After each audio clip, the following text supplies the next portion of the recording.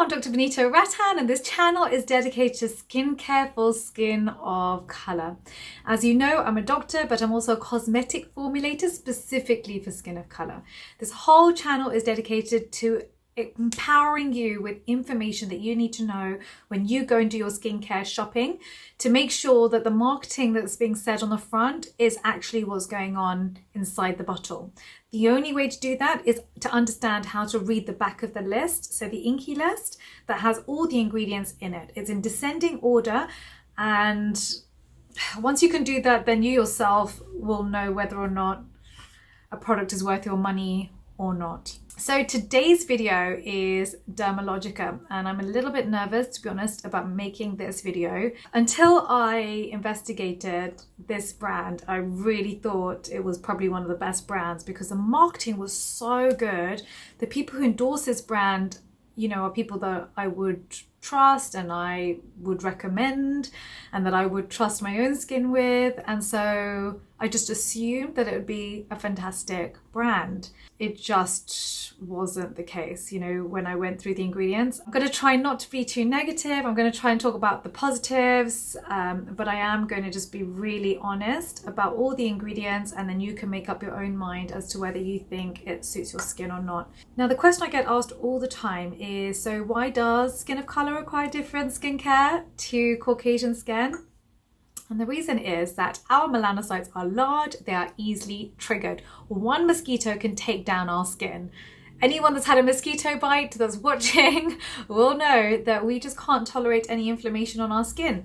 And so we almost need to have higher standards than Caucasian skin. And the majority of skincare, literally 90 to 95% of skincare, has been made for Caucasian skin.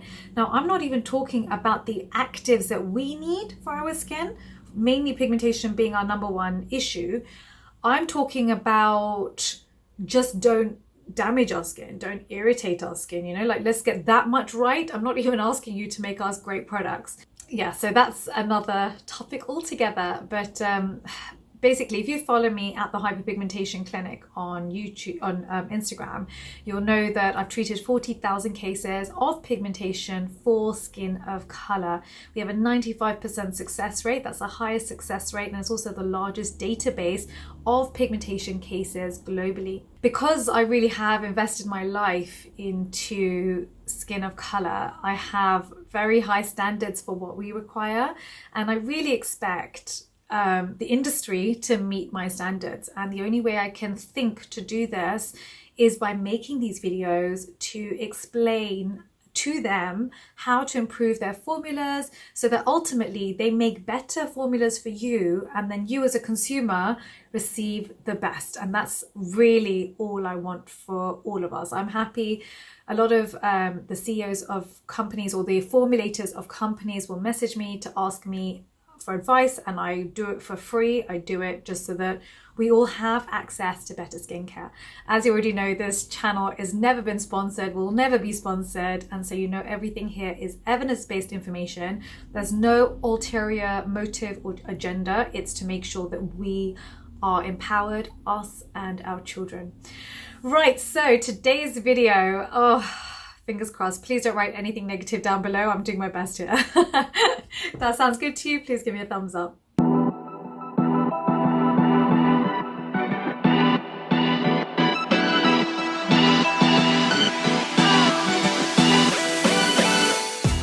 Right, so let's start off with the first product. The first product here is the Daily Microfoliant.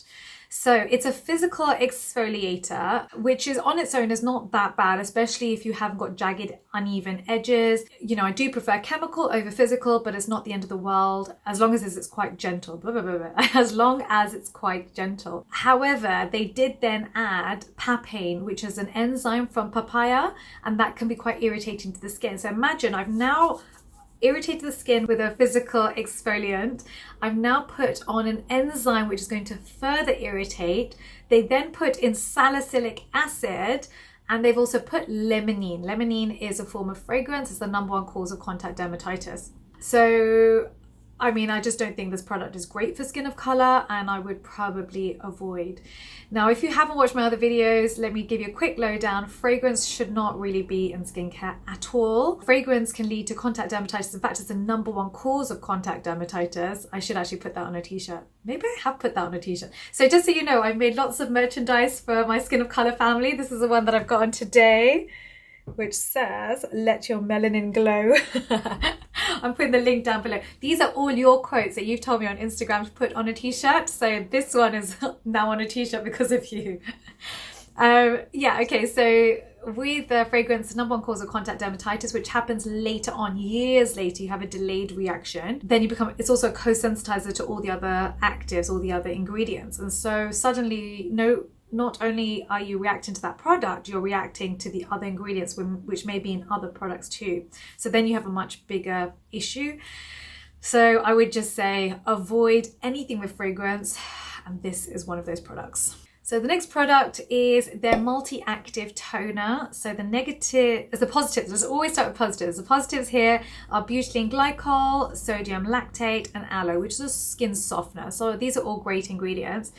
The fourth ingredient in this product is lavandula extract. Now this is a skin sensitizer, and it's very high up on the list, which means it's going to be at a high percentage. It's also got linalool in it, which even at a low percentage, as low as 0.025, can irritate the skin, and this is at a higher percentage. So I'm just, oh, sorry, I'm not a fan of this product, sorry. Okay, so the next product here is a special cleansing gel. So the marketing here says anti-inflammatory balm mint and lavender extracts soothe your skin. This is a contradiction.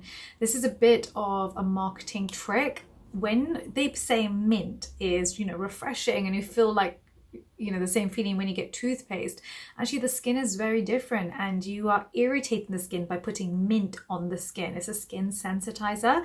Same with lavender. So the marketing is sort of where it lets you down. So on here it says Melissa of Quinalis. Now this is the same as mint. So unfortunately the ingredients don't often tell you exactly what it is, something that we can recognize. So just look out for that word. And again, I would avoid this product. Okay, so the next product is the Skin Smoothing Cream. The marketing says meant to hydrate and soothe the skin. So the positives here are the moisturizers. So they have got lactamide, MEA, amino acids, and sodium hyaluronate, which are all humectants and will hold moisture in the top layer of skin, which I'm very, very happy with. I even love the anti-inflammatories in this product. It's got allantoin, panthenol, and aloe, all excellent anti-inflammatories for skin of color. But then the negatives are that they added Kananga flower oil, which is a skin sensitizer. Their active in this was retinol palmitate. Now, as you all know, if you've watched my vitamin A video, retinol palmitate is the least irritating, but also the least effective form of vitamin A. Now, that's fine for around the eye area where the skin is very thin, or the lips where the skin is very thin. And in fact, I use retinol palmitate in my dark circles kit or my Lip-X lip pigmentation kit. And you need to do that because the epidermis is so thin. But on the cheeks, you're not really going to get much benefit from retinol palmitate. So that's just something to bear in mind. In addition, they went and added linalool in this product. And as you know, by now, linalool is fragrance, #1 cause of contact dermatitis. That's right. So again, I mean, the fact that it was supposed to just soothe the skin, you need to avoid essential oils and drying alcohols and fragrance. I mean, it's just, especially if you're going to put that word in the title, So I'm really sorry, Dermalogica, if you're watching this, I promise, if you reformulate with some of these tweaks, I will do another video endorsing the products, but the way it stands right now, it just needs a little bit of work. So the next product on the list is Dermalogica Multivitamin Power Mask. So the positives here, it's got butylene glycol, glycerin, algae extract, and panthenol, which are all great moisturizers, and I'm very happy with. However, they added methoxypropanediol, which is fragrance, and they added it at about 2%. So that's really quite high. I mean, just make a fragrance-free version of this Dermalogica and it'll be a fantastic product. Just literally remove one ingredient. But I mean, the way it is, I wouldn't put it on my face. The next product is Biolumin-C Eye Serum. So it's got papain in it, which is an enzyme exfoliator, which is really too irritating for skin of color, especially around the eye area where the skin is already 0.3 millimeters thick. It's literally the thickness of a piece of card. You know, you don't want to put an enzyme in that area, so I just would remove that ingredient completely. They also added algin, which is 4 out of 4 on the irritant scale, so again, you wouldn't put that in such a where the skin is so thin. They added carrageenan, which is 5 out of 5 on the comedogenic scale. So is algin, to be honest. That's 4 out of 4 on the comedogenic scale. It's just that in this area you don't tend to get acne because you don't have sebaceous glands here, so it's not so much of an issue. But they did add limonene in this product, which again is an irritating fragrance, so leads to contact dermatitis in the future. So just on the whole, this is not something I would ever recommend to apply around the eye area. It's just, it's not been formulated for the skin around the eye. And I'm a formulator, so what you need to do is you look at the problem, you look at the skin type, and you then need to make educated decisions as to percentages of actives you're going to put in that product. There's sometimes a disconnect between the chemical formulator who's maybe never touched skin and then the doctor who buys that product because the doctor doesn't know how to formulate. The doctor will just see what's on the marketing and buy it, because as a doctor, we don't learn at medical school ingredients. That was something I had to learn after I'd completed my medical degree. I actually went to learn how to become a cosmetic formulator. And so I know we have a lot of doctors who follow this channel, which I'm very grateful for, because then it means that you get the information and knowledge that, you know, maybe you would have wanted at medical school. And so that you yourself can look at the back packaging and think, is this good for my patient or not? But this is really where the whole disconnect happens. And this is where I'm a bit of a bridge between the two, because I work in a clinical setting on skin and I know percentage actives that are suitable for skin of color and in different parts, because I deal with dark circles, I deal with pigmentation on the face and body. So it's only because of my knowledge about what's happening in a clinical setting that I know that this is going to be far too irritating. A lot of people are going to react to this product. A lot of people will be fine, but for me, as you know, I have 0% reaction standard. I don't want one person with skin of color to ever react and get more pigmentation. And that's really my aim of this whole channel. So this one is also a no. So the next product is a solar defense booster. And this actually could have been a really good chemical sunscreen, but they added lemon extract with a pH of 2 and is a photosensitizer, which you wouldn't apply, you know, during the day where UV is hitting your skin. They also added lavandula and melissa officinalis, which is your mint extract. Again, skin sensitizers. Again, as you know, when you're a chemical formulator, you buy everything in bulk, and so you tend to put the same thing in everything. And often, if you don't like a few products from a brand, it's likely they're going to have the same not so good ingredients in all the products.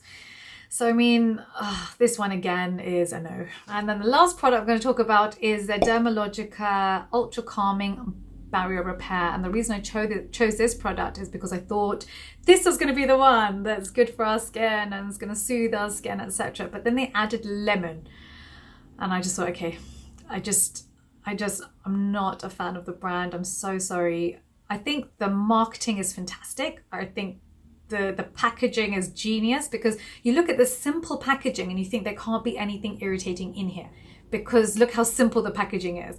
But this is where there's another disconnect between marketing and what's in the product itself. Can be completely different, vastly different. And how are we going to know unless we educate ourselves and empower ourselves? How are our children going to know how to read the back of packaging unless they learn from you and, you know, or you send them this video? Dermalogica, if you're watching, I'm really sorry. I promise I'll make you another video if you could just make these tweaks for our skin of color community, or anyone with sensitive skin. Caucasians with sensitive skin are also going to struggle with these products. I know a lot of people use these in their clinics, and I hope I don't get too much backlash for this video, but hopefully hopefully they will reformulate. To be honest, that's the only way I can see moving forward with this particular brand. Okay, so I'm in the comment section for 1 hour at the launch of every single video. I'm a bit nervous about the comments on this video, but I will be there, and hopefully there won't be too much backlash, but let's see. Please do download your free guide. The link is down below.